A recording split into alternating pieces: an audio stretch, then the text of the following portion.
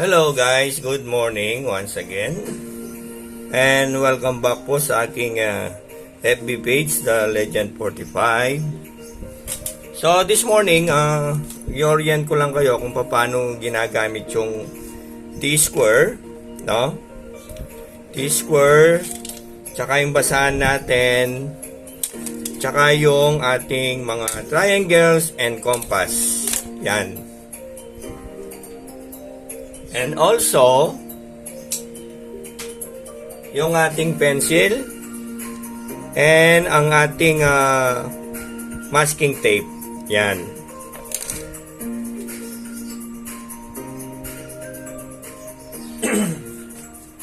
So, before we start guys, please don't forget to clean your drawing tools, no? No, this is my drawing board made of plywood na merong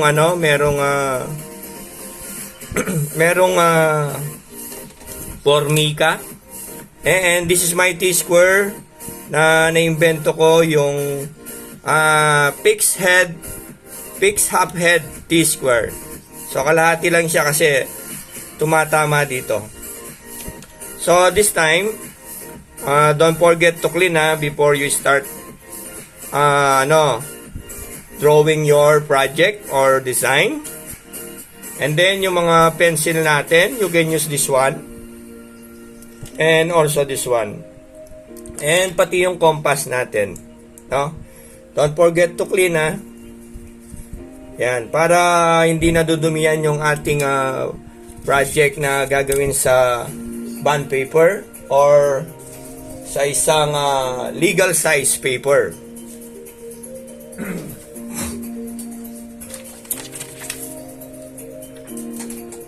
So, ito yung legal size paper natin, guys. Excuse me.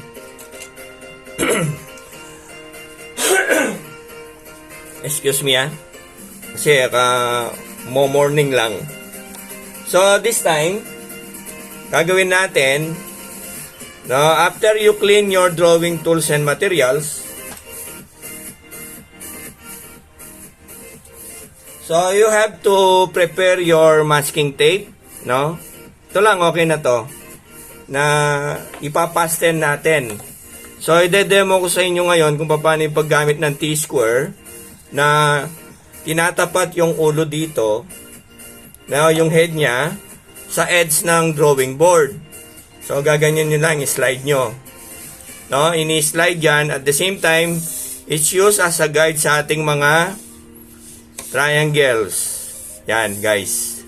No, if you want to draw something here and vertical line, or you want to do this one, pwede siya. But this time, I'm going to show you on how to pasten your paper, no?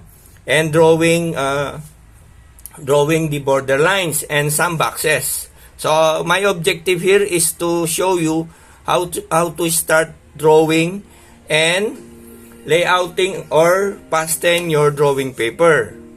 No? Pag nagpa-pasten kayo ng drawing paper, see to it na ini-slide nyo siya dito. Then, itatapat nyo yung edge ng drawing paper, this one, sa edge ng triangle, para mapasten nyo siya. So, see to it na parallel siya or lapat na lapat doon. Okay? And then, slide nyo ng konti. Yan. And then, kuha kayo lang ng piraso ng konting masking tape, then i-tape nyo doon. Dahan-dahan lang. Yan, ganyan lang guys. And this one, yung sa kabila. Okay? Tapos, baba nyo lang guys. And then, yung sa ibaba nun, pwede nyo na rin i-pasten. Yan. So, this time, hindi na siya gagalaw. So, konti lang guys huwag nyo ganong diinan. Sakto lang, sakto. Yan. And then, dun sa pagle-layout nyo, pag naayos nyo na yung T-square tsaka yung drawing paper, pantay na yung sa edge nun, you can start measuring. No? Dito sa ating,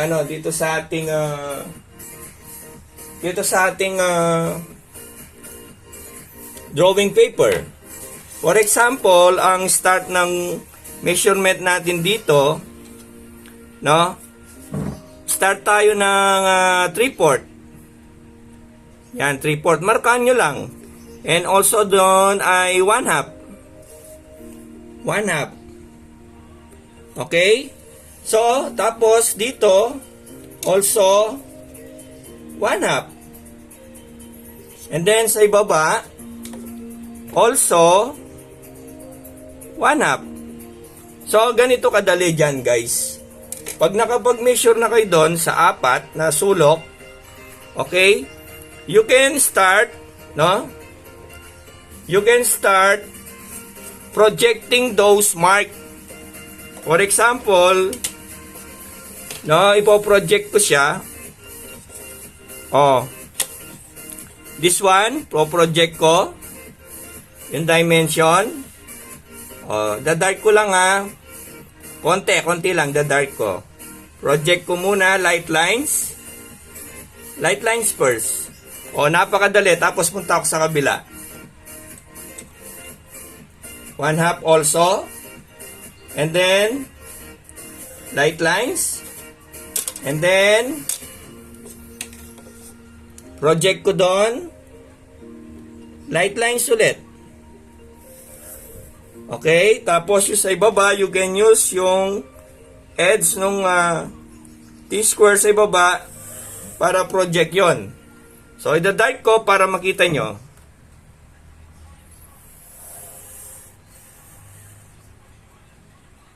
Okay, na-dark na. And also this one. Guys, pag meron kang drawing tools, napakadali. Yung isang linggong ginagawa ninyo na binibigay ko, you can do it in 30 minutes. Oh. No, binabagalan ko lang to, guys. Para makita nyo yung demonstration, paano yung paggawa ng borderline using the drawing tools. Yan. So, makikita nyo naman kung paano. So, ida-dark lang yon. Yan. So, meron na kayong borderline. Yan, no? Meron na kayong borderline. O, kita nyo, guys? Meron na kayong borderline. 3/4, 1/2, 1/2, 1/2. Ngayon, paano yung first box na gagawin natin dito? At saka yung title block dito. Remember the discussion natin, yung title block natin ay 7/8. So, gawin din natin dito, guys. 7/8. 7/8. Yan. Tapos, meron tayong 1, 2, 3, 4, 5, 6, 7, 8. Oh. Dadark ko lang ha, para makita nyo. Tapos, yung division yan, kayo nang bahala. Oh. So, na-discuss na yung dito natin. Tulad nung sa lettering natin na plates, so kayo nang bahala doon. No? Tapos i-layout natin yung ano dito, box. Yung box natin dito, guys, i-type natin yon, no? I-measure natin ng 2.5 by 2.5. No, square inch. Square inch. Yan. So, ito yung susundan natin sukat niyan, guys. 2 1/2 by 2 1/2. So, yung kwadrado. So, ganito siya para mabilis. So, measure tayo ng 2 1/2 dito. Tapos, 2 1/2 dito. 2 1/2. And also this one. So, 1, 2, and 1/2. So, masyado siyang maaliwalas dito, guys. So, gawin natin 3 inches. O, gawin natin 3 inches. 3 inches. Yon, meron pa siyang space dito. No? So, ito yung ating box, 3 inches. Yan, oh. Napakadali mag-project, guys, oh.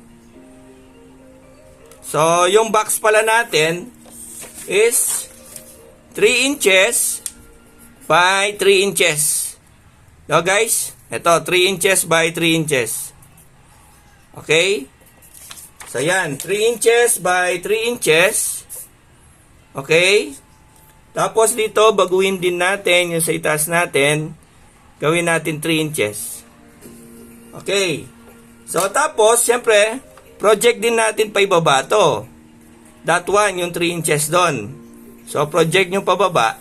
Yon. So, ida-dark ko lang para ma-visualize nyo maigi. Yan. Ito, guys, oh. Yan. Oh, 3 inches by 3 inches na yan. So, we can start drawing straight lines dito. Straight lines, no? Ganun din dun sa mga curved lines na in-exercise natin nung una. And then, dito naman sa kabila, guys, dito, gawin natin 3 inches. O, sukat-sukat na lang tayo niyan, 3 inches. O, madali siya. O, guys, o. O, di ba? Yan ang kagandahan na meron tayong mga drawing tools. O, napakadaling mag-project, guys. O. O, tapos, sir, paano po kinukuha yun dito sa gitna? So, madali lang yan, guys. So, kunin nyo yung gitna nito, kung ilan siya. Ako, ganitong ginagawa ko para hindi na ako mapagod, no? Magsukat. Kunin ko to. Yung dulo doon, ginagamit ko si folding method. Then, po-fold ko siya. Yon. Tapos, nakuha ko yung midpoint o yung gitna. Then, sukatin ko na lang doon. Yon. And then, lagyan ko siya ng, dahil 3 inches siya, tigwa 1.5. Oh, napakadali, guys. Kayo, engineer kayo, kaya nyo naman i-compute yun. Pero ako, yun ang ginagawa ko mas mabilis. O, yun, no? Yan, guys. Nale-layout na yung ating mga boxes. O. O. See?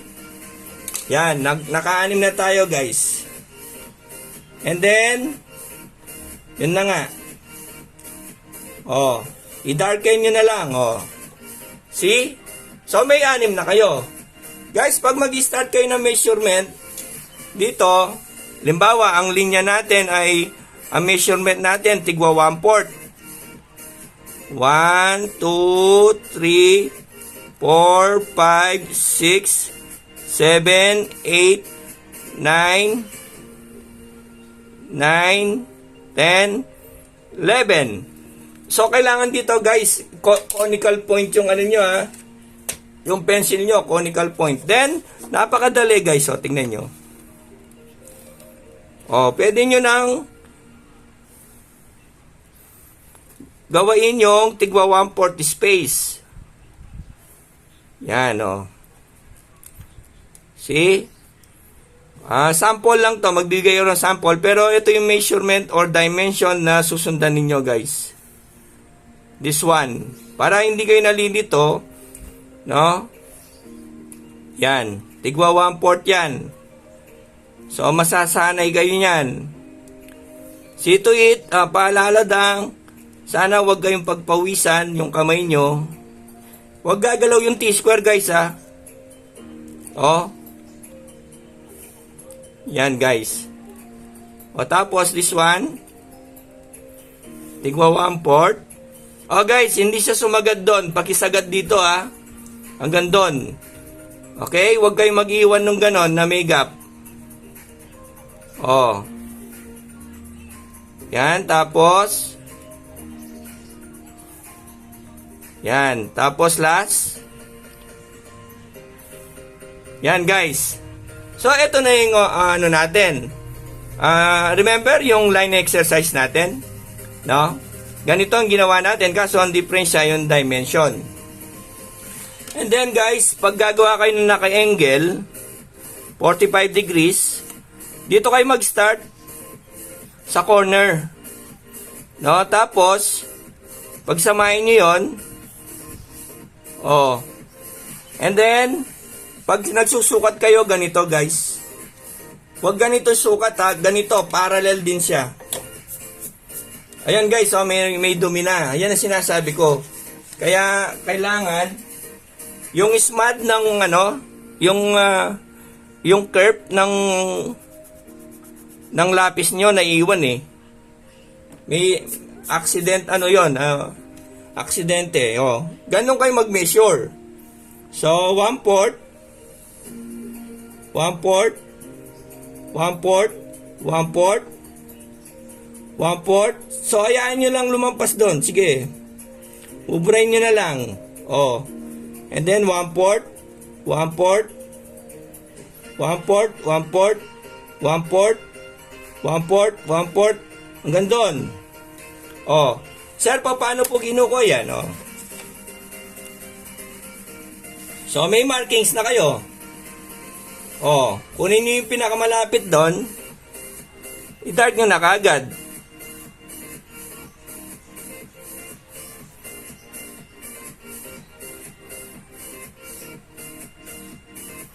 Guys, tigwa 1/4 yan ha. Kala nyo hindi pareho yung sukat niya, pareho lang.